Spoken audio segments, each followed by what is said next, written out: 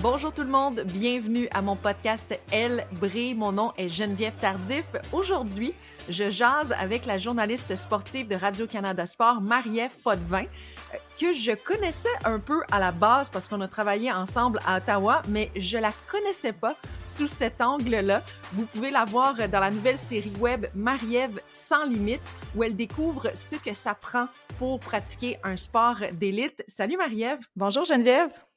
Hey, merci d'avoir accepté mon invitation. Ben merci de m'avoir invitée. Je me sens vraiment choyée. Ah, mais ça fait tellement longtemps qu'on s'est jasé et là, on peut te découvrir dans la nouvelle série Marie-Ève sans limite. Comment c'est venu cette idée-là de partir cette série web? En fait, j'adore les sports. Hein. Ça, je pense que tu le Ouais, savais ouais. déjà d'avance. Oui. J'aime les défis, autant sur le plan professionnel que personnel. Et une chose qui m'a toujours fascinée, c'est vraiment ce que ça prend pour atteindre le plus haut niveau d'un sport et ce que les athlètes doivent faire pour vraiment atteindre l'élite de leur sport. Et en me connaissant un peu mon côté, je dirais, athlétique, mon caméraman, réalisateur Pierre Mainville m'a proposé ce projet-là dans OK. lequel dans lequel je pouvais me concentrer sur un sport pendant 2 à 3 mois. Et à la fin de cette période-là, j'avais un défi à réaliser, donc un objectif à atteindre. Et disons que c'était assez difficile de dire non parce que, de un, ça me permettait d'une façon unique de comprendre différents sports, mais aussi d'avoir une approche particulière avec les athlètes. Puis je dirais, c'était quasi un accès exclusif. Et de mon côté, qui veut toujours pousser mes limites, ben, j'ai pas eu le choix de dire oui, en fait. Mais on a pu voir ce concept-là. J'ai lu ça un peu en Mhm. France, mais ici, Ouais. moi, en tout cas, j'ai jamais vu ça, là. Non, c'est ça, c'est vraiment unique. Oui, 100 jours le fait. Il y avait un journaliste qui se concentrait un peu plus sur comment le corps fonctionnait dans différents sports extrêmes. Alors qu'ici, tu sais, oui, les journalistes ont déjà fait l'essai de certains sports, mais de pouvoir se concentrer aussi longtemps à la pratique d'un sport, je dirais que c'est assez unique, là. Oui, et là, tu as commencé avec l'apnée sportive. Explique-nous, Ouais. c'est quoi l'apnée sportive? En Je l'ai dit à fait, ma mère, là, puis ma mère était comme, c'est quoi l'apnée sportive? En tout cas, là, on va essayer de comprendre. ouais, c'est ça. Ben, en fait, c'est très simple, hein. L'apnée sportive, c'est une grande respiration, puis on plonge dans l'eau. Il y a 3 disciplines en fait, dans l'apnée sportive, le freediving ou la plongée en apnée, là, il y a 3 termes, là, qui annoncent ce sport-là. C'est l'apnée statique. Donc, c'est une inspiration, on plonge le visage à l'eau et on tente de faire de rester le plus longtemps possible dans l'eau. On a OK. l'apnée dynamique, donc c'est vraiment parcourir la plus grande distance sous l'eau. Et ça, c'est toujours avec une seule inspiration. Donc, il n'y a pas un nouvel apport d'oxygène. Et il y a l'apnée en profondeur. Donc, c'est d'atteindre la plus grande profondeur en une seule inspiration. Et toi, tu te donnes un défi à chaque sport et tu vas participer à une compétition. C'était quoi ton défi pour l'apnée sportive? C'était d'atteindre au moins 20 mètres en Aïe, aïe. profondeur. Ah, c'est fou. Et ouais, quand même. Mais tu sais, je suis une adepte de plongée bouteille. Donc, j'ai déjà atteint certaines profondeurs. J'ai plongé en cénote au Mexique. J'ai visité plusieurs épaves, donc à une certaine profondeur. Et quand Pierre Mainville m'a approché pour me dire « Ça te tente-tu de faire de l'apnée sportive? » Je me suis dit « Ouais, ben tu sais, ça devrait être quand même assez simple. Tu sais, je l'ai déjà fait en plongée. C'est complètement différent. On peut pas comparer la plongée bouteille avec la plongée en apnée ou l'apnée sportive parce que la plongée bouteille, c'est un loisir pour moi. L'apnée sportive, c'est vraiment un sport. Il y a vraiment un Mhm. entraînement autant physique que mental à faire. Et une grande différence, c'est qu'évidemment, ben, il y a un nouvel apport d'oxygène en plongée bouteille, alors qu'en apnée sportive, c'est complètement le contraire. Donc, il y a ce sentiment-là que tu penses manquer d'oxygène alors que c'est vraiment pas le cas. C'est juste des sensations parce que le CO2 augmente dans le corps. Donc, ça a été difficile. J'ai atteint le 20 mètres, mais au Ouais. départ, je voulais descendre plus profond. Moi qui essaie toujours de repousser un peu plus mes limites, j'ai été obligée d'arrêter à 20 mètres. Et c'était où que tu as atteint le 20 mètres? Je l'ai fait la première fois à l'Institut maritime du Québec, donc dans une fosse. C'est la seule fosse en Amérique du Nord à 20 mètres. C'était un entraînement, mais c'était des conditions idéales. Donc, c'était pas en eau libre. Tu sais, l'eau était pas froide, c'était une bonne température. Il y avait pas de vagues, il y avait pas d'autres impondérables autour de moi. Donc, c'était vraiment les conditions idéales. Et sinon, la première fois que je l'ai fait, c'est vraiment à la compétition à Thetford Mines, à la carrière. L'eau, elle était vraiment froide.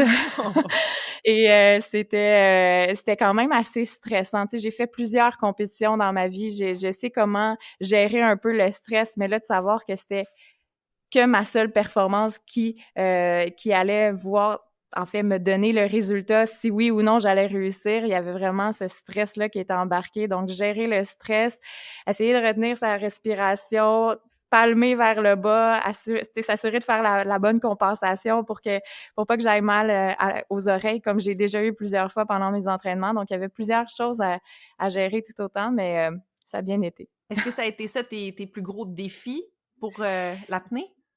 Je dirais, le plus gros défi a vraiment été le lâcher prise. Uh-huh. Uh-huh. Parce que en fait, c'est la chose qu'on apprend en apnée sportive, c'est vraiment de lâcher prise, d'essayer de se faire un espace mental tout au long. Puis, tu sais, personnellement, j'ai de la difficulté à juste faire une chose en même temps, de pas bouger, de Ouais. pas, tu sais, normalement, c'est ça. J'aime pas ça m'arrêter pour juste prendre 2 secondes, prendre une respiration, puis essayer d'évaluer. J'aime ça tout faire les choses en même temps, alors que là, je devais vraiment prendre un moment, évaluer qu'est-ce qui se passait, autant les sensations que je ressentais dans mon corps que des différentes choses que je devais contrôler. Parce qu'une fois que tu plonges, faut que tu arrêtes indirectement de penser, parce que quand tu penses, ton cerveau roule, ça consomme de l'oxygène, et le but ultime, c'est d'essayer d'éviter de consommer trop d'oxygène pour pouvoir atteindre une certaine profondeur. Wow. Donc, ça a été ça mon plus gros défi. Mais j'ai eu des défis physiques aussi, mais j'ai vraiment eu des gros maux OK. d'oreille parce que la compensation... Te connais-tu un peu en plongée bouteille? Oui, oui, j'en ai. Tu sais, j'ai déjà fait ça aussi dans les Caraïbes, mais ouais. OK. C'est ça. Ben, quand en plongée bouteille, on doit égaliser souvent. Donc, dans le fond, envoyer de l'air dans les espaces qui contiennent de l'air. Donc, le masque, les oreilles et tout. Donc, en égalisant, ça fait en sorte que l'air circule et que la pression de l'eau devient pas trop inacceptable, en fait. OK. Et puis, j'égalisais pas souvent, assez souvent, je devrais dire, parce que comme on plonge la tête première, on doit pas regarder le fond, parce que sinon, les trompes de stage qui sont dans le visage vont s'étirer, l'air passera plus, et là, ça peut causer des maux d'oreille. Et moi, ça a été un des plus grands défis aussi sur le point physique là, que je devais combattre. Hey, c'est tellement impressionnant. La série, les images sont belles. On te voit vraiment du début. Tu découvres l'apnée. On te voit dans une piscine au départ. C'était quoi comme type d'entraînement que tu as dû faire? Je pense que tu avais des sacs de roches aussi à un moment donné. Ah ouais! En fait, j'ai eu un entraînement assez complet. Donc moi, je m'entraînais 5 à 6 fois par semaine. Hey, quand même. Autant ouais, quand même. Autant en piscine, en profondeur, ou sinon en gymnase. J'étais accompagnée de mon entraîneur personnel, Marie-Claudine Caron, au Gym Origine. Et là, c'était vraiment pour gagner de l'amplitude dans mes mouvements, contrôler aussi ma respiration sur le point de vue de la cage thoracique, faire beaucoup d'entraînement aussi on appelle ça des tables de CO2. Donc, c'est vraiment de retenir sa respiration pour 20-30 secondes. Et après ça, on respire pendant peut-être 1 minute et on reprend l'exercice, soit marcher sur un tapis roulant, ou sinon avec le ski erg, qu'on tire des cordes vers le bas. J'avais aussi évidemment un entraînement en piscine, et les fameux sacs de sable que tu parles, ça c'est en profondeur, c'est vraiment pour essayer de faire un effort physique mais en retenant sa respiration. Ça ressemble aussi à des tables de CO2 mais sous l'eau, parce que sous l'eau, il y a le réflexe mammifère qui embarque, là, le réflexe d'immersion, qui fait en sorte que ton rythme cardiaque diminue. Donc, veux pas, tu consommes moins d'oxygène. Donc, c'est à savoir à quel point tu es capable de tenir ta respiration sous l'eau. Et il y avait aussi, évidemment, l'entraînement en profondeur, là, 2 fois par semaine en carrière, pour essayer d'atteindre 1 mètre de plus que j'avais fait la veille. Ça a été un entraînement assez complet et assez ardu, je te dirais. Tu t'es entraîné, tu as réussi ton objectif. Tu sais c'est quoi l'apnée maintenant sportive. Est-ce que tu en referais dans ta vie? Est-ce que c'est quelque chose que tu aimes faire? Assurément. Ah ouais? Ouais, ben, tu sais, j'adore être dans l'eau. Donc, autant natation, plongée, surf, wakeboard, c'est un élément qui me parle beaucoup. C'est j'ai pas atteint le 30 mètres, donc assurément que je vais essayer de l'atteindre. OK.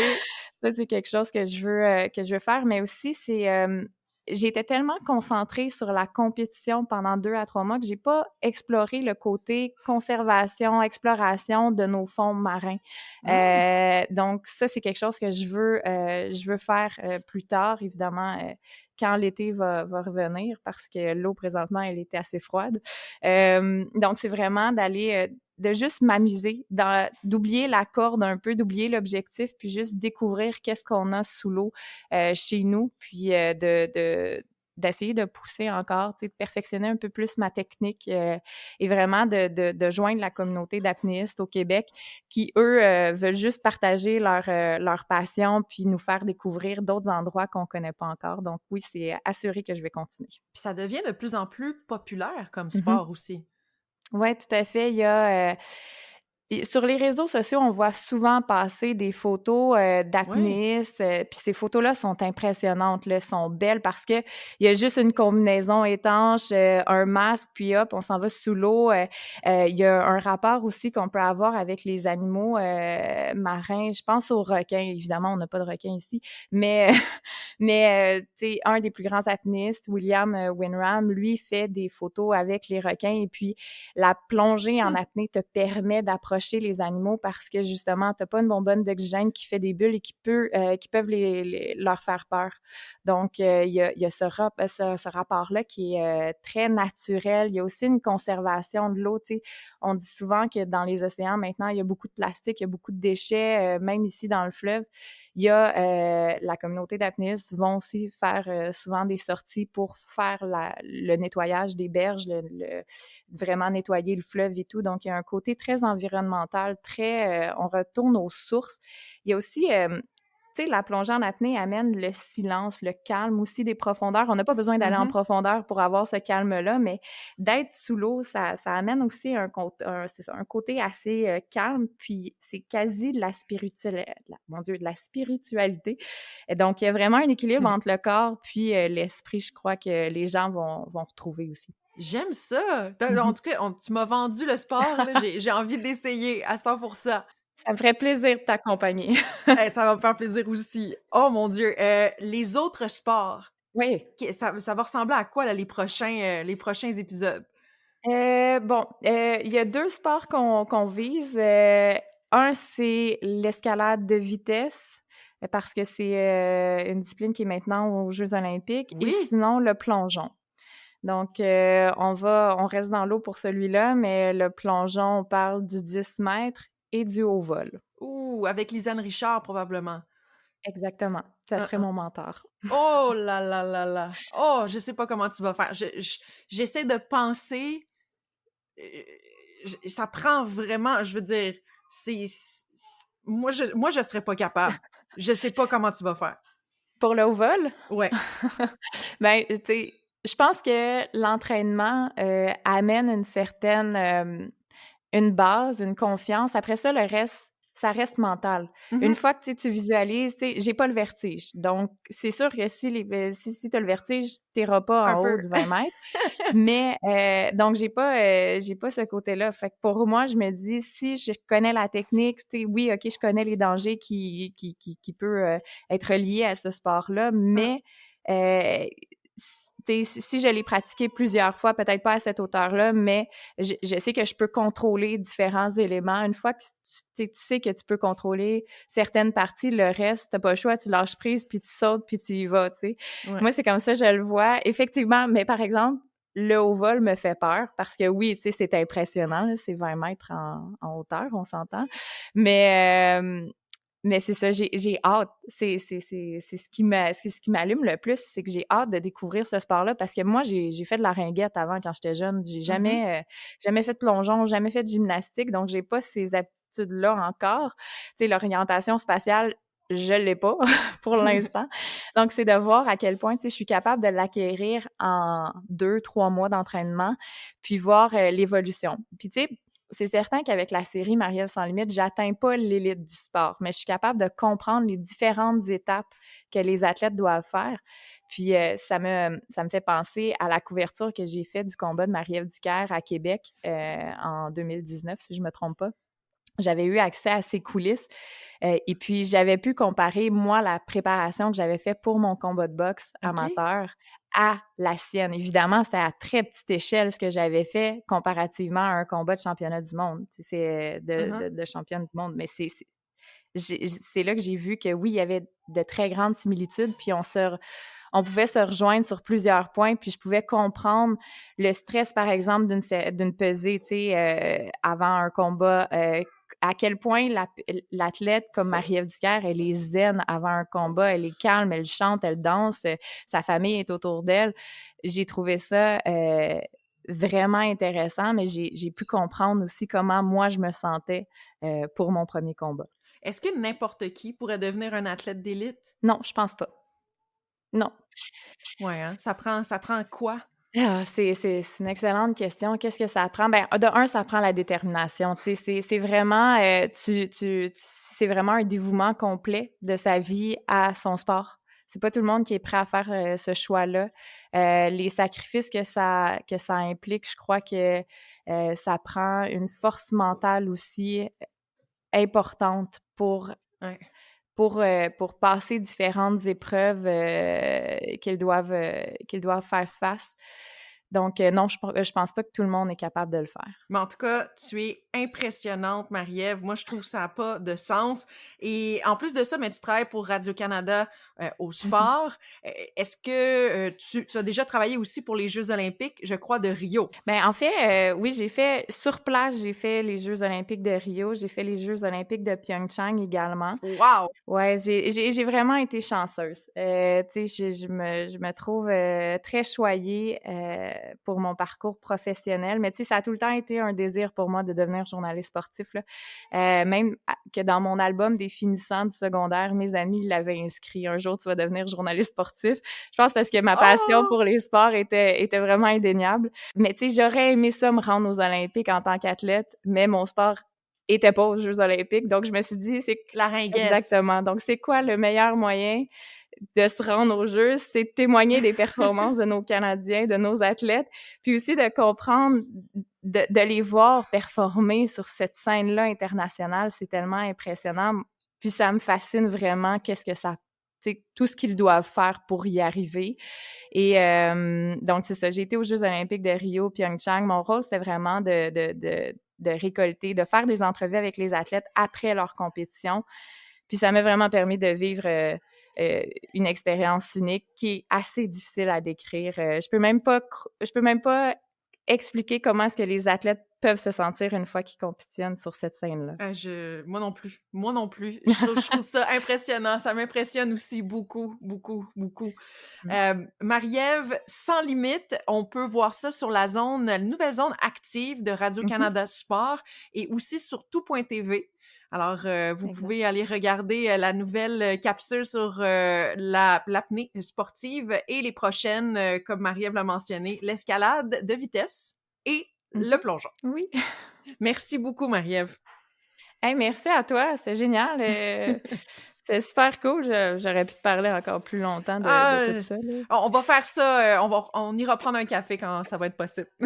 Assurément. Puis pour de vrai, si tu veux l'essayer, l'apnée, ça va nous faire plaisir. Parfait.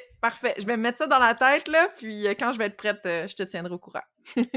Mais tu sais, dis-toi que c'est une session d'initiation, hein, fait que c'est en piscine, puis c'est pas, ça implique pas grand-chose, là, outre que tu t'amuses. C'est vraiment, c'est la première chose qu'on apprend, c'est vraiment essayer de s'amuser, puis de juste rester sous l'eau, puis voir à quel point on est capable de dépasser nos propres limites. Ouais, s'il y a quelqu'un qui aime aussi essayer de nouvelles choses, c'est bien moi, là. Alors, on y va. Hey, merci beaucoup. Ben, merci à toi. Bonne fin de journée. Toi aussi. Bye. Ciao. Merci d'avoir été à l'écoute et comme je l'ai dit, allez voir la série Marie-Ève Sans Limite. Ça vaut le détour. La semaine prochaine, avec le début de la saison du baseball, je ne sais pas si vous aimez la balle autant que moi, mais j'aime beaucoup le baseball et on va jaser à une femme inspirante du baseball. À mardi prochain!